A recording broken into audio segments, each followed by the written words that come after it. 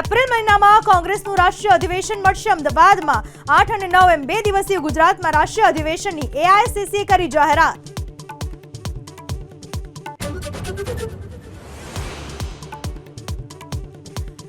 દિલ્હી વિધાનસભાના સત્રને લઈને એક્શનમાં ભાજપ। મુખ્યમંત્રી રેખા ગુપ્તાએ ગૃહમંત્રી શાહ સાથે કરી મુલાકાત। ભાજપ ધારાસભ્ય દળની બેઠકમાં સત્રને લઈને બનાવાઈ રણનીતિ।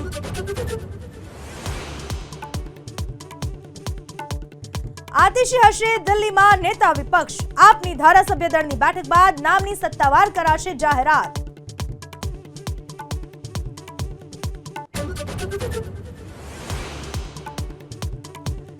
તેલંગાણામાં નિર્માણાધીન સુરંગમાં હજુ પણ ફસાયેલા છે 8 લોકો। રાહત અને બચાવ કામ યથાવત।